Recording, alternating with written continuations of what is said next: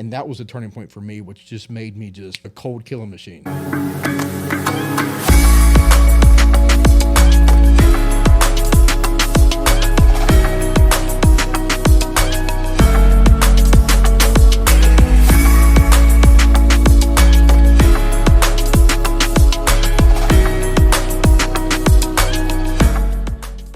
Welcome to Profession Session with Brody Vinson. Got my guest, Jessie Ladson here. Jessie, it's great to have you. Thanks for being here. Yeah, appreciate it, Brody. Appreciate the opportunity. Absolutely. And we're actually doing this out of Jessie's office. You got the nice plant in the corner here, the nice wooden wall. Yeah, it's a nice touch. Really nice office here. You're doing a little bit of renovating right now. Things are looking awesome. We are, yeah. Sorry for the mess in the office, but No, it looks great. we're a contractor. Absolutely. It should always be renovating. So Jessie, you're in the general contracting business, and you have your own company, Ladson Construction. So I kind of wanted to just talk a little bit about, I guess before we even get to that, just how you got started in the general contracting business initially, and then kind of the stages that have led up to you eventually running your own company and doing very well for yourself. Got it. Perfect. So, so I guess maybe we could start with, were you always from Jacksonville? Did you go to college here? Yeah, so I'm really a native Northeast Florida, so north of Jacksonville, real small town called Callahan. So Callahan had always been known as cows and horses and dairy farms and one red light. Well, it's grown since then, but yeah, from Callahan, Northeast Florida, high school, middle school, elementary, and then did go to University of North Florida with a building construction management degree, and then from there, had some job opportunities, different areas, had to weigh out my options, and then ultimately moved to Orlando to jumpstart my career with an international construction manager, which essentially brought me back to Jacksonville. Gotcha. So you take a job out of Orlando where they bring you back to Jax. Gotcha.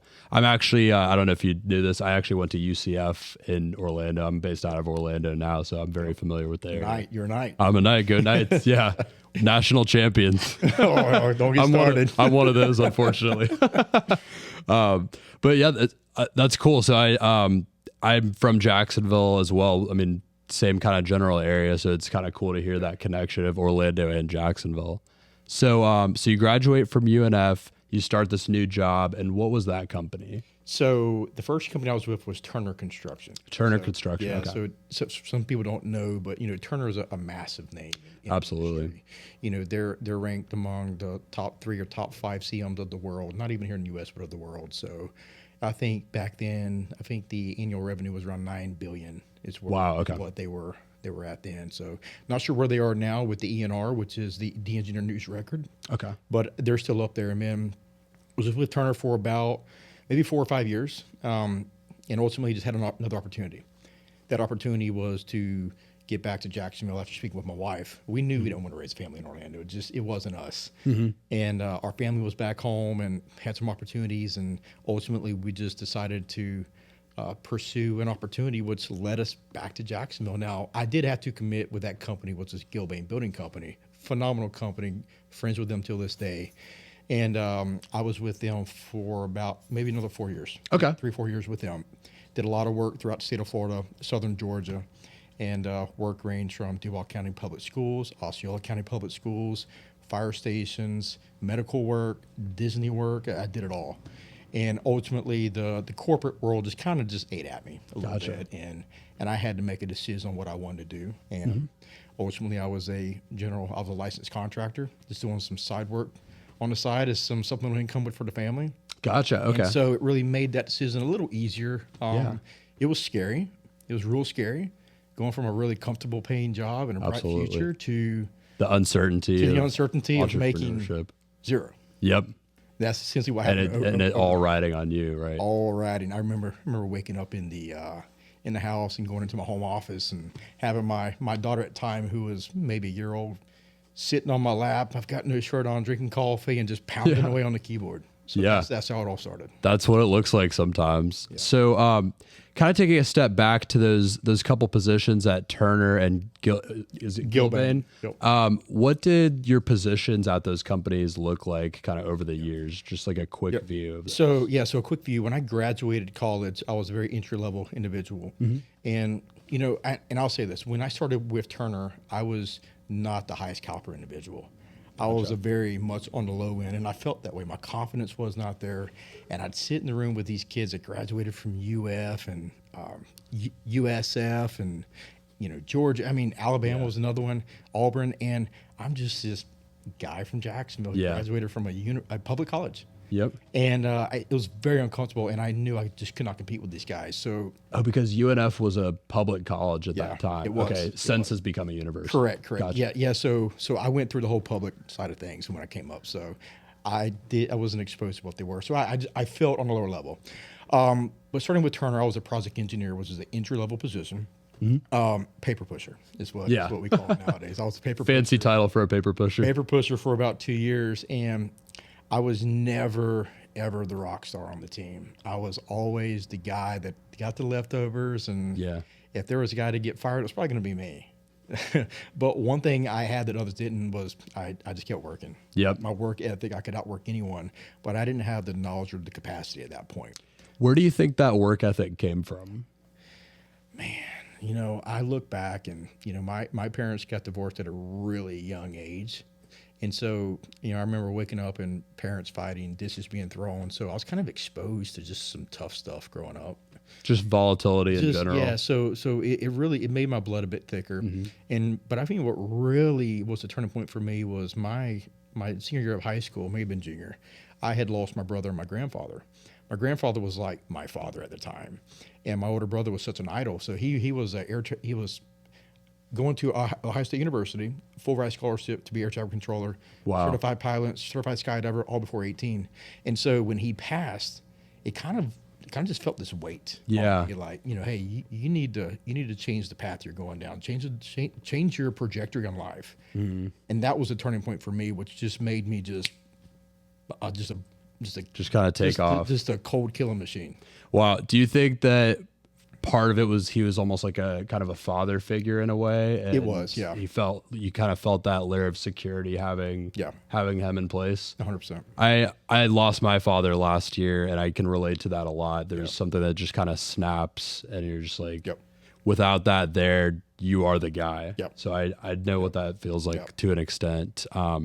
That's very interesting. So you feel that change happen, and you just like, your work ethic just kind of takes off from there. It does. And it's, it didn't happen overnight. I just found myself thinking bigger. I was a bit more motivated. I was a bit more determined, and then, fast forward from that, I went through, I had some major heart issues when I was younger, around 1920, shortly after that had happened. I had to get a pacemaker put in. I had two different stages of depression, where I left the hospital at 100 pounds or 97 pounds. Wow. A heart rate dropped to about, I think it was 19 beats a minute. So, very even lucky to be here today. So those events that took place in that 3-year time is what has built me to what I am today. Wow. Yeah, that's a lot of things at once. Yeah. So you get to Turner and you feel a little bit behind the curve at first, but you're pretty much the hardest worker there. So I would guess that eventually that leads to you start to catch up. Yeah. The learning curve just happens for you a little bit quicker than other people. And once you put a couple of years behind that, you start progressing up the ladder a little bit. So what did that start to look like? So when I was with Turner, my last year there, I was on Four Seasons Resort, which was it was over $200 million worth of work at in Central Florida. So I had a great mentor there, a guy by the name of Brant Castellano, who's still with Turner. And I watched how he delegated. I watched how he mentored. I watched how he led. And still at that time, I'm 26, maybe 28 years old, time frame. But I observed very well, and I seen how effective he was with that. So when I left, that was always in my mind. And then I went to Gilbane and had another phenomenal mentor, Eric Dodson. And so when I watched these individuals, how they managed, how they delegated, how they dealt with pressure, because as a young whippersnapper is what I call this out of school, we think we know everything. Yeah. We don't know shit. Yeah, very true. Sorry. So we don't. No, that's absolutely allowed on this podcast. So we don't know anything. We think we do. And so we had to set our egos to a side. And the more that I seen my mentors do that and how they were able to have the hard conversations, the more I began to learn on how I need to deal with those things. Just start kind of taking mental notes. It is. And then that's kind of stored away for when those potentially come up later. Yep. So that brings up something really interesting I wanted to kind of get into that we kind of talked about off air before, which is the delegating piece. I think you being a little further along in your career at this point and having your own company, having people working for you, you mentioned to me before that it's something that you've kind of started to get experience in, and it feels more like second nature to you now than it did before. I'd like to talk a little bit about that journey of getting better at delegating and maybe the challenges that you had at first and how you eventually overcame those and got better at it. Got it. When I started Ladson Construction, it was in 2018. So we'll be 4 years in August this coming year. You know, we've been able to scale this year. We're projecting to about 30 million this year. And that's been through mentorship and learning how to delegate given tasks within the company. And ultimately, the way that I learned how to do that was my business coach. I do have a business coach I've had for a couple of years now, which is a game changer. Yeah. They expose you to a lot of different ways of thinking, and they really allow you to see your potential. And hold you accountable. Hold you accountable, yeah. And so he had me go through an assignment, which was a task, and I had to go through 3 full days of a things called Only Things That I Can Do. And I went through 3 days of every single task that I did. If I went to the restroom, fix coffee, schedule a meeting. And at the end of 3 days, I probably had 18 or 19 pages of tasks. And it was daunting to say, wow, I'm jumping in all these different areas. Like, of course I can't get anything done. Yeah. And so he said, well, when we're done, we're going to put hourly rates beside all these tasks. Wow. Okay. I was doing stuff that was $12 an hour, part-time individual. Maybe I could hire a virtual assistant to do that task. I was doing all these tasks, and I wasn't even working even in the business anymore. I'm just doing just tedious tasks. Maintenance and upkeep. That's it. That the owner of the company should not be doing. Right. Now, granted, you know, as a startup, you know, dollars and cash flow is an issue. I get that. So you have to do that for so long. But at some point, you got to cut the cord. Absolutely. You got to cut the cord and just get on the train and get going. So I guess a good question that comes up there is, what are some of the signs that allow you to start recognizing, at least in your experience, that allowed you to start recognizing that you might be coming to that point? Maybe one sign could be, what was it that tipped you off to, I think I should find a business coach and maybe it's time to do that? I'm going to date back to October of 20. I took a dive to my first ever event in Nashville, Tennessee. And it cost me about $2,000. And I had been burned by a business coach before. It wasn't the right fit. And so I had a real bad taste in my mouth. And I remember the promoter of this event said, look, just come. It's going to change your life. Well, yeah, okay. They all say that. We'll see what happens. Yeah. Well, I went there and it did.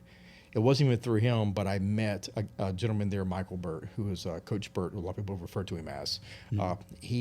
I watched him speak, and I was in the front row. I was locked in, and he's been my coach and my mentor since. Awesome. And so he said some things there, you know, it had just really hit me hard. It hit me deep to the heart to say, you know, what am I doing? You know, he exposed me is what he did without speaking to me directly. Kind of allows you to take your own self-inventory in a way. Yeah, it does. And I felt like he was speaking to me to the point to where I could feel maybe the whole room was looking at me, but they weren't. Yeah, yeah. Like, wow, he's talking directly to me.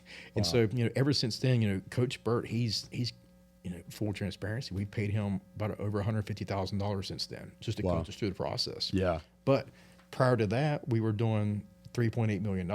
So what's $150,000 going to $30 million this year? Yeah, I mean, no brainer for sure. It is a no brainer. So what does that coaching look like on, is it typically weekly, monthly? Is it a couple times a week? So it took me a while to make that commitment. It just wasn't at that event. So I went to maybe 3 or 4 events at his personal lodge up in Nashville, Tennessee. So I would fly up to Nashville. And there was even a morning when I called Coach Burt. It was maybe the day before. And he said, Jesse, I have an hour open the next day. I said, no problem. I'm on a plane. Yeah. I flew up there for an hour and then flew back. Wow. So we had that sort of relationship and sort of flexibility with each other.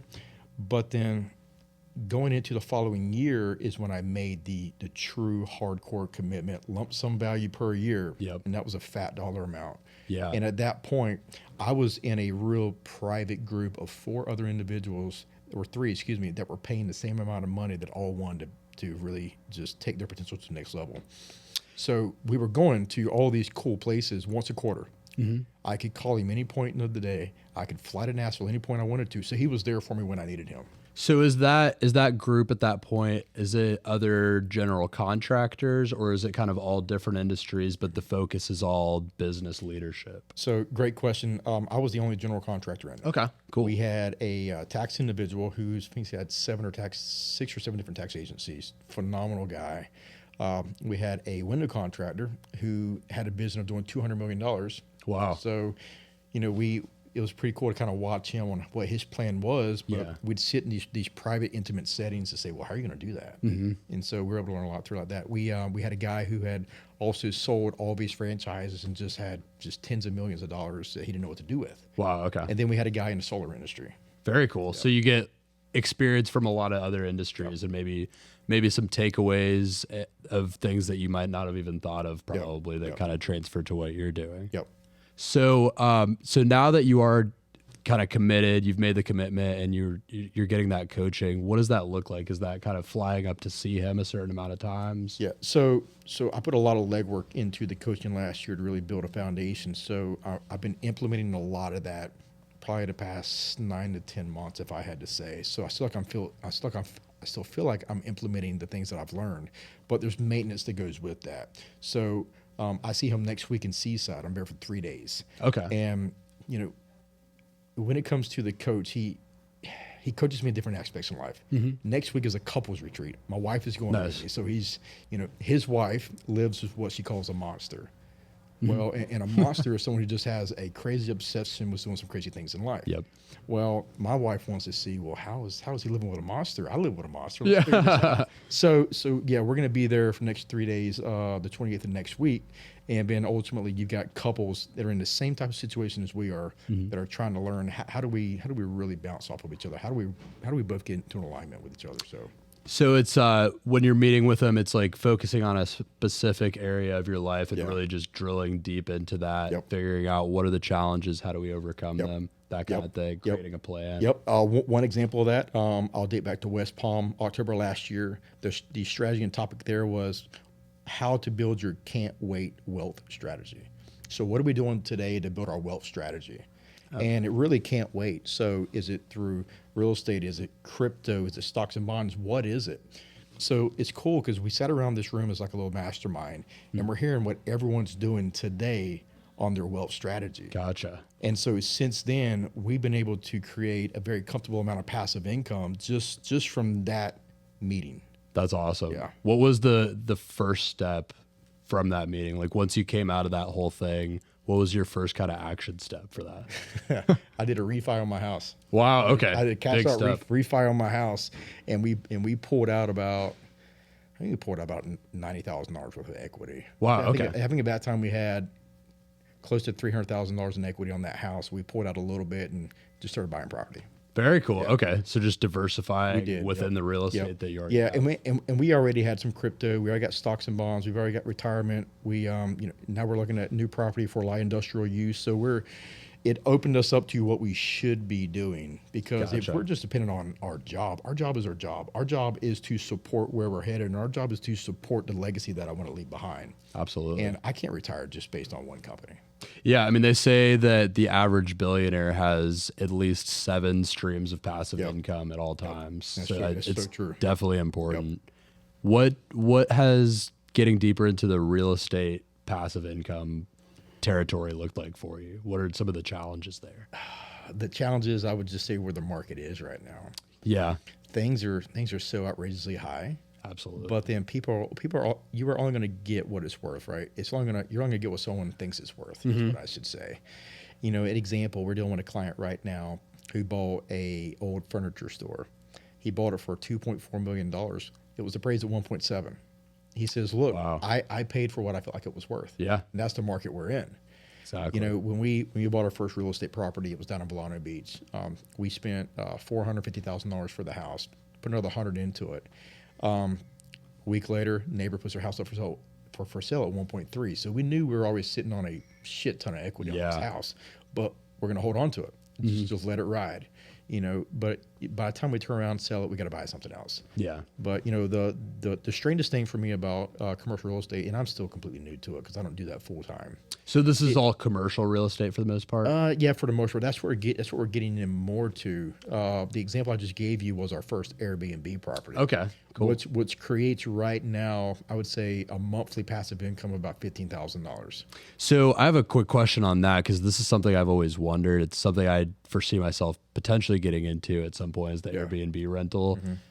What does that look like on a day-to-day, week-to-week basis? Do you have someone managing, like kind of going in and cleaning up each time, and they just get maybe a flat rate for cleaning each time? So that's what it is. So for this particular house, we have a property manager, which I believe is, my wife knows this, it's either 20 or 25% of the net fee. Okay. Of the net profit we have, and it's a 25% fee on top of that. So they take that off the bottom line, and then after every time someone goes into the house, there is a cleaning fee.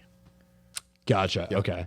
So does Airbnb help facilitate that, or is that something you kind of set up on your own? That is all through property management. So we are completely hands off. That's amazing. We don't get phone calls. So really the only involvement we have is when we got to buy new furniture, right? Do something to the house itself to bring it up. That would be the only involvement that we have. And they're in there in the trenches on a day-to-day basis, so they're just going to let you know when they need to, if something needs to happen. That's it. If there's so since it is on the beach, if there's a crazy storm and a flood, they'll call us, say, hey, such and such is damaged. We need some new chairs. Then we'll just go buy new chairs. That's awesome. I mean, that's very much fuel to, at least for me and anyone listening. I mean, something I've considered, but I'm kind of thinking, oh, well, do I have the time to devote to property management? And if it's really just a matter of having the capital to invest in the first place, and then 25% goes to them, kind of a no-brainer when you think about it. There is, I would say the biggest cost we had up front on the Airbnb was obviously the property, but then we had to furnish the house. Right. We had to furnish the house. There was decor, there was utensils.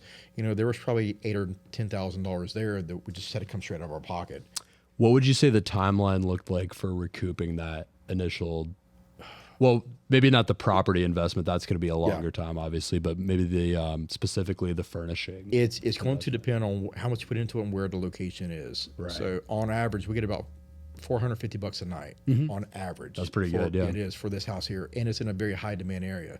I think we only had 2 free nights this month. Wow. Okay. Which is a Monday and a Tuesday, and I wouldn't be surprised if it gets booked. Yeah, that's incredible. Yeah. So we've already recouped that and some. That's amazing. So now we're paying, we're putting it all toward a mortgage, and ultimately we're going to build that account to just go purchase something else.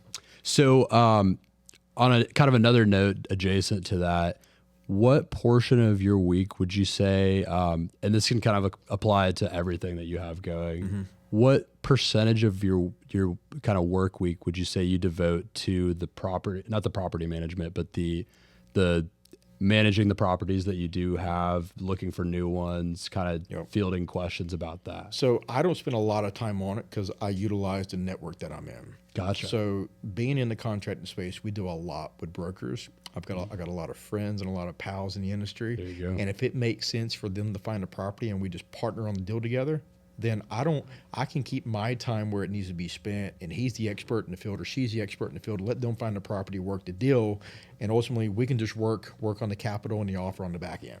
That makes a lot of sense. So max maybe a couple hours a week is what I spend. That's awesome. Yeah. Wow. And then on the same note, what percentage? So you mentioned you've got obviously Ladson Construction, and then you have a roofing company as well, separate company, right? Yep. Between the two of those, what would you say the percentage of your week looks like for that? So it's a little abnormal. Okay. And I'll share this. So the partner I have on the roofing side, so I have a partner in Ladson. The partner I have with the Advocate Roofing Restoration Company is phenomenal. I think I got extremely lucky with Brian. And so it's probably 8 to 10 hours a week is what I spend on that company, maybe. Yeah. So I handle the financials, the legal, the trajectory of where it's headed, and any risk. He's all operations, sales, training. So Brian is in the weeds every single day. So again, a little abnormal, but I'm extremely blessed and fortunate for Brian. Awesome. And ultimately, that's what partners are. Yeah. So on the note of partners, and you mentioned that you feel like you got lucky, but I mean, I feel like you probably can't attribute it completely to luck. What were some of the signs that told you he might be a good partner and someone to go into business with? So Brian is someone I've known for a really long time. I know his family. His wife, through marriage, is actually a cousin of ours. It's kind of a small world. But Brian and I went to high school together. Okay. Brian used to be a physical education teacher up here in Yulee, Florida, and we were talking a little bit on what would it take for him to come to Ladson Construction. Okay. And never could quite find that fit. And I just remember kind of waking up one day and said, let's just call Brian and see if he wants to start a roofing company. Yeah. He's doing that now. And ultimately it was, we need capital for it. I said, look, we got the capital. Let's get it rolling. Yeah. And so, I came to the table with the capital, and Brian just came to the table with sweat equity and worked his ass off. So you're looking for someone that really has the drive, has the experience, just as new to it, might not have the capital. And people talk about core values, and I think core values and culture is a really buzzword that gets overused in the industry. You got to click together. You got to see. You got to have the same outlook and the vision. And we knew we wanted to build that company to $20-30 million quick. And so that company, we started in the midst of COVID. I think when COVID hit, I don't know, let's call it February, April. It was that July is when we started it, right in the midst of it. People thought we were crazy, and I think this year they'll do over 5 million this year. Wow. Which is, they'll be, I think it's 3 years, maybe 2.5 years now, or 2 years is what they'll be. That's awesome. Yeah. So the company's doing really well, and I'm a spiritual guy. Brian's got a very spiritual heart. Is very, very grateful heart, and ultimately we can sit down and have the hard conversation together, and it's no hard feelings whatsoever. It's business, and then as a matter of fact, him and his wife are going to the couples retreat with us. Oh, that's awesome. Yeah. Okay. Yeah. So just really, really connected, had the same values, the same drive, and just felt like it could mesh and work together well. Yep, 100%. That's awesome. So on a different note, I want to talk a little bit about Ladson Construction specifically. I'd like to talk about, we kind of got built up to the point earlier where you're starting it, you're going off on your own. What did that look like at first? Was it really just you, or were you going into that with any employees at first? So it was just me. So I was the only employee of Ladson Construction for about the first year. Okay. Wow. And it was, marketing, HR, IT. If you had to be done, you were the person. Wearing all the hats. I was an accountant. I didn't know shit about QuickBooks, but I figured it out. And for the first year, it was just me. And then I hired my first employee a year into it, had my first office a year and a half into it. So that's kind of how it started. Okay.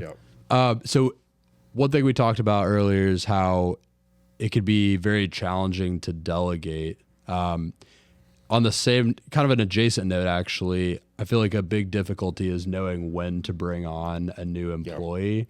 What are some of the signs that you saw that told you, okay, I've been doing this for a year on my own, wearing a lot of hats? I'm sure for a while you were thinking you'd like to have an extra employee. Yeah. What told you that it was time to have a new employee? You can only do so much, right? There's only so many hours in a day. And when I started to notice things that I was dropping, things that I should be doing better, maybe the more attention that client needed, I knew it was time to hire. Gotcha. And I remember starting out, and I can't remember what the number was. Let's say I had $60,000 to the name, give or take. Let's just say that.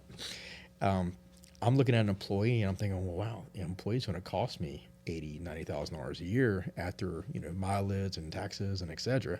So I knew that was going to be an issue, but it took a lot of praying. It took a leap of faith, and ultimately I knew that's what I had to do. Yeah.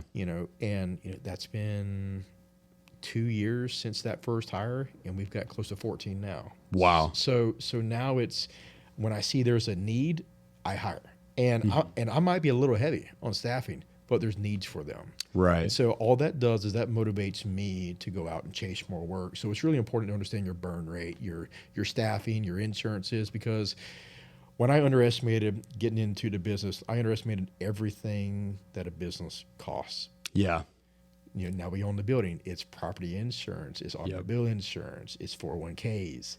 Like there's all the little ownership tasks that no one thinks about. No one thinks about. So it's just not your staff cost. That's like putting your toes in the water.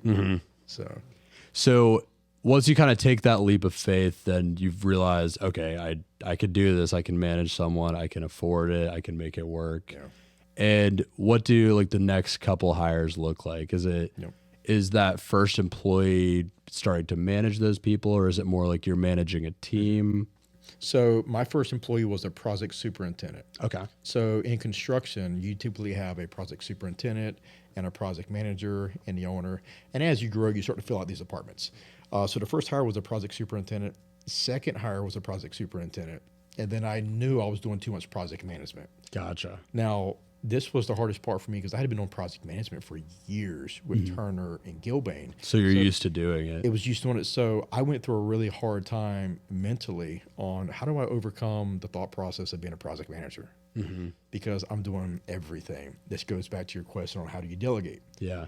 And ultimately, it was a very uncomfortable time for me to put trust in others into my company at a very young age with a young company and some people that I don't even know. So we grew at a rate that was quicker than some. But it was a very hard time and a hard lesson that I had to go through because I did not make a lot of right decisions.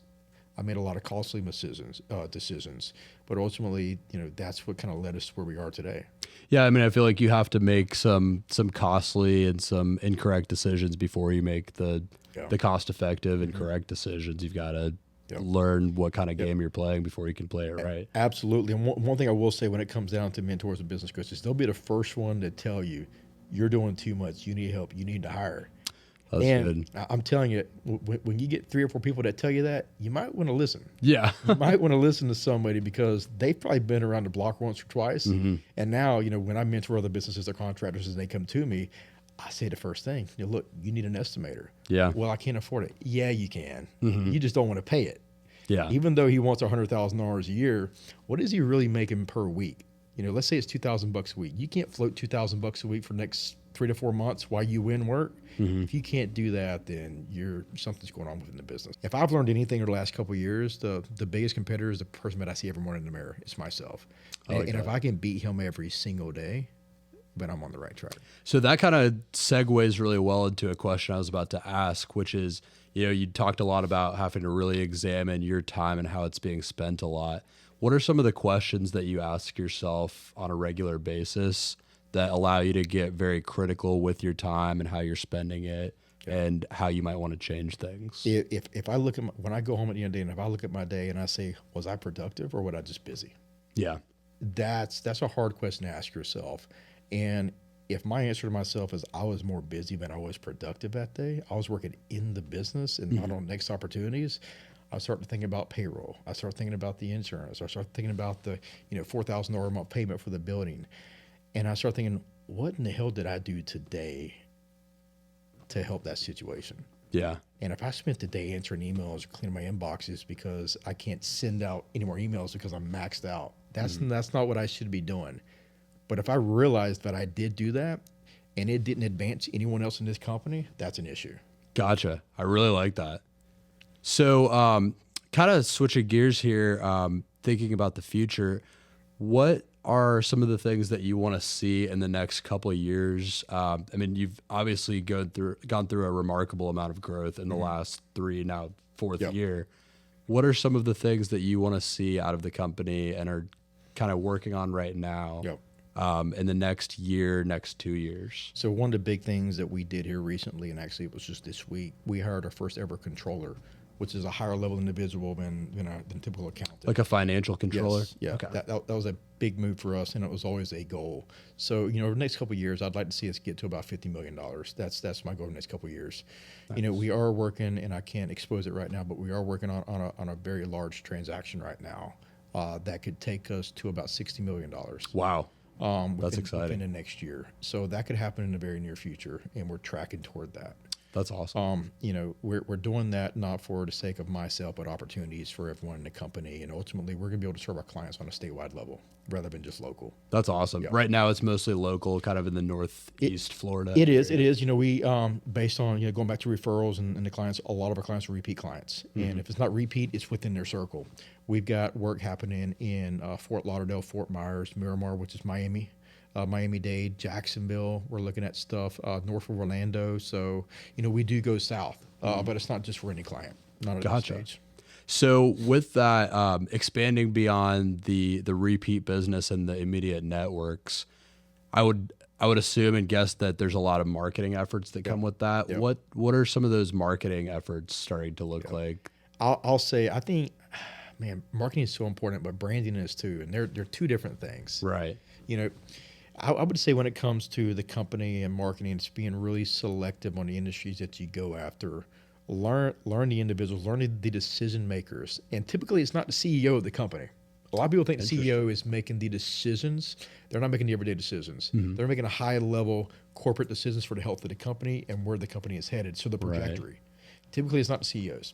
If I wanted to pursue a new development in Lake Mary or Nocatee area here in Florida, I wouldn't be reaching out to CEO. I'd be looking for a facilities manager or a construction manager, director of operations. Those are the people that I'm targeting, which is part of our marketing strategy.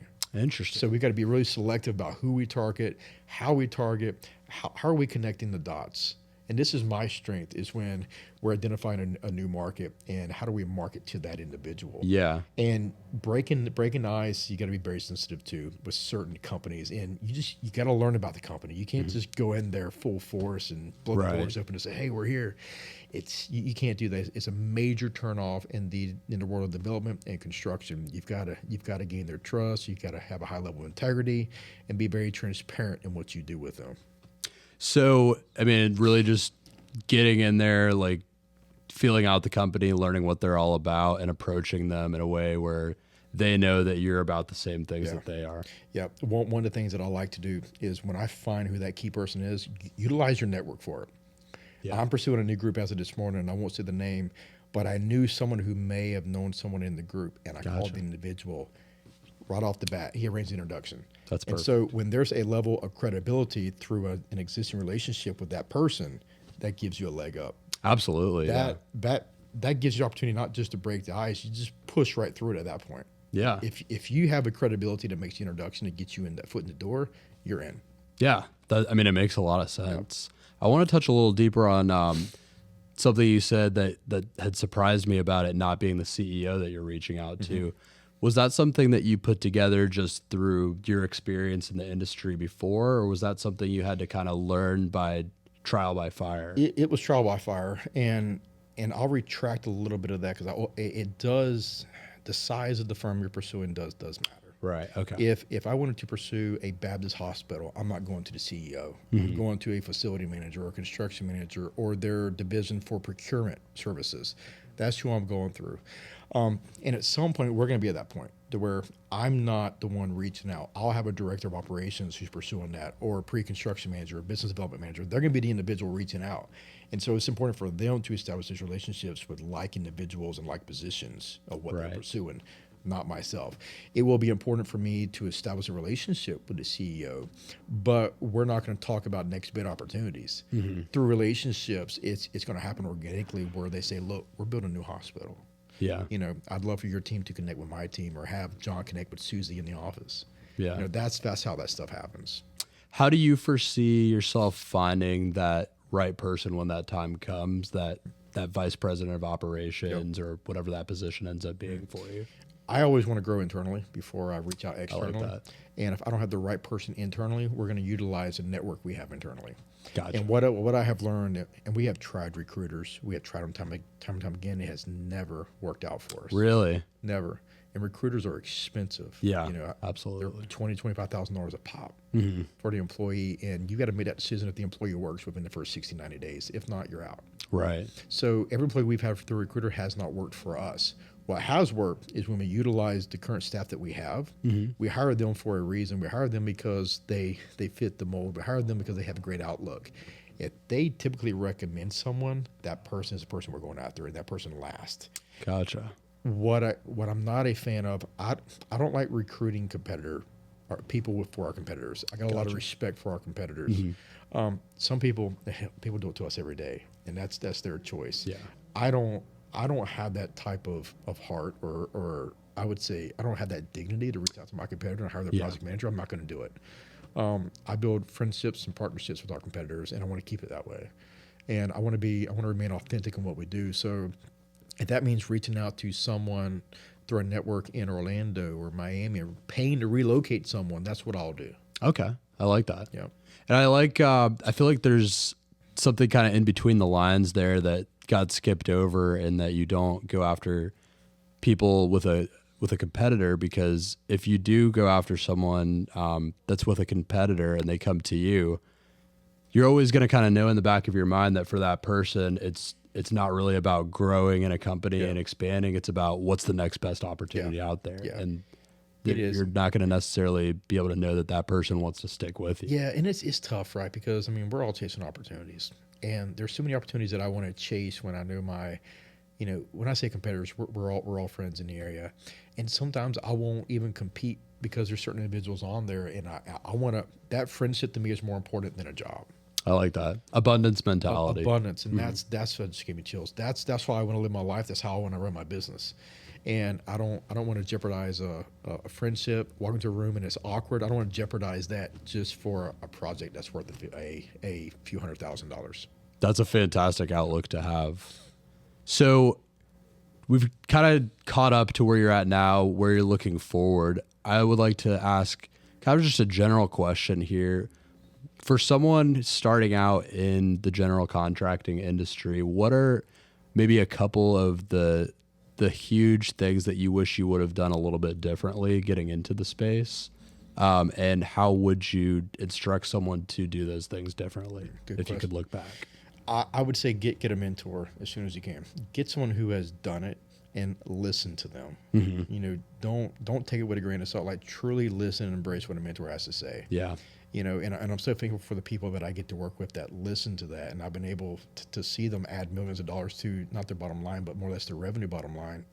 And when you truly listen to someone who has done it, you're typically on that right path. Yeah. I wish I would have picked up books a bit more. I wish I would have did more reading. I wish I would have had a tighter group. So you've got your circle, your community, and your corner. I wish I would have went through my community sooner and got rid of people. Mm-hmm. I wish I would have did the same thing with my circle.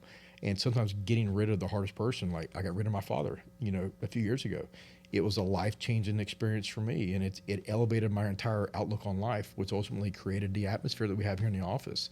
So you have to get rid of dead weight early. Make the hard decisions. Yeah. And sometimes your family is the first ones to be, I would say, a bad taste. Yeah, and that's got to be a hard thing to come to grasps with, because, I mean, they're your family, but they shouldn't be there at the expense of your own health and your own growth. Yeah. You got to have boundaries. And they won't say it, but I know when we started out, I knew they believed in me, but I didn't really know what I was capable of. Gotcha. So it wasn't until my coach unleashed the potential in me, and then my family was like, "Oh shit! Like he's taking this thing pretty seriously. He can keep going with this. Like, sky's the limit at this point." But your family may say they believe in you, and they do to a certain point. I don't want to get not get that any credit. I just think the outside looking in, the mentors truly know what you're capable of. Absolutely. Rather than just saying, Johnny's my son and Johnny's going to do a great job and be, successful one day. All mothers will say that. Yeah. So I would get a mentor. So I really like the note about getting a mentor, and I feel like that's a common thread through a lot of people I've talked to that have been very successful, is that they've found mentors very early on. On the flip side of that, you've touched a little bit on the fact that it sounds like you have some mentees as well, some people that you mentor yourself. I'd like to ask maybe what kind of value do you see yourself getting from that? Because I feel like that question is not asked well or commonly enough, but I feel like there's a lot of value in that as well. They ask a lot of hard questions. And it's a lot of hard questions which force me to be better and do better. And it forces me to be a better person here in the office for my team. So even though I've got let's call them the mentees and the other contractors and trade contractors and vendors that I mentor, it forces me to be a better person here in the office, because now I'm managing and delegating, assignments and questions to my mentees, and now I do the same thing here, and I'm holding my team at a higher level of accountability. I really like that. Yeah. So I'm gonna steal a question here from. I'm not sure if you ever heard the show How I Built This with Guy Raz. It's a favorite show of mine, but I'm gonna steal a question that he uses that I like a lot. How much of what you've done with your career and your company so far do you attribute to luck, and how much do you attribute to the hard work that you've done? Ooh, that's a tough one. I think there's luck in everything. Yeah. I think there's luck in, me having the ability to do what I do. I think I was lucky to have that. I wasn't born with it. I learned it over time, but I was lucky to learn it. I think if I were to walk into a room in an organization and to pass by someone I've been waiting to get in contact with, that's luck. Yeah, absolutely. That's not a skill set. You're there, you buy the ticket, you're at a gala and you pass, you brush shoulders. That's luck. So I think there is luck in there.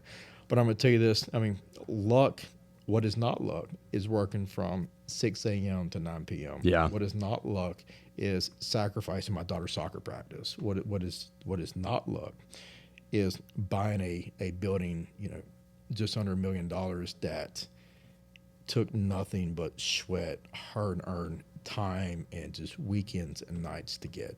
That's skill, and that's a lot of hard work. Yep. I think that's a great answer. Anything else in particular that we haven't touched on yet that you'd like to get into? No. I mean, this has been great. You asked a lot of good questions. Absolutely. I always love talking about the experience, and I never look at myself as being successful.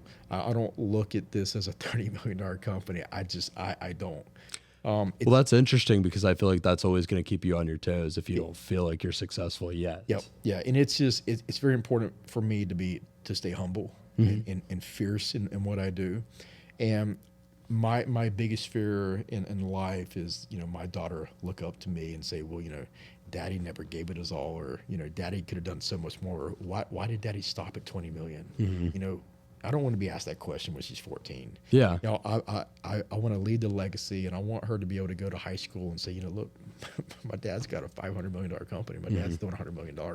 That's like my ultimate dream, is for her and my wife to look back and say, wow, he truly did give it his all. Here's another question on the note of family. I grew up in, so my dad has his own company for about 20, 21 years. So I grew up kind of in that entrepreneurial, your parent has their own business kind of environment. Do you foresee kind of having your daughter work in the company in any capacity at any point? I know it's probably early to ask. I get asked that a lot. Yeah. So I'll say this. According to the IRS, she works for the company. Yeah. She is an employee. So she already is an employee. If you're listening, IRS. She is. She is she's our mental relaxer here in the office. Nice. But yes, I do see that. I always had a dream of my daughter coming in after school and doing some admin work, and really just let her know what it's truly like to work. Yeah. Even though daddy and mama has some money, she's not going to be treated as such. She is a daddy's girl. I will obviously do as much as I can for her, but she's not going to be raised as spoiled. She's not going to be raised as give. That's not what we're going to do. But she will work for the company at some point. You want to instill that work ethic early and often. Yeah, if she wants to. I never want to be the person to force. But I want to create the welcoming atmosphere through abundance to where she wants to be associated. I love that. Well, on that note, this has been fantastic, Jesse. Thank you so much for having this talk with me. I feel like I learned a lot, honestly. Good. Any other quick takeaways? No. I think if anyone's looking to do this and they think time is not right, time is never right. I love that. Just get out and do it. Get off and do it. Yep. All right. Well, thank you for being here. This has been Profession Session with Brody Vincent. My guest has been Jessie Ladson of Ladson Construction and many other ventures. And thank you again for being here. Yeah, I appreciate it. Absolutely. Thanks. Signing off. Thanks for watching Profession Session. I'm your host, Brody Vincent. You can find us on Instagram, YouTube, LinkedIn, or TikTok at Profession Session on all channels. You can also find my guest from this episode at the tag and the details of this post. Stay tuned for new episodes and short little clips of deep dives into specific topics across all of our channels. If you know a young standout professional business owner or entrepreneur with a unique or interesting story, DM us anywhere and let us know, and they may be the next to tell it here on Profession Session. Until next time, stay focused, stay hustling, and stay networking. This has been Profession Session.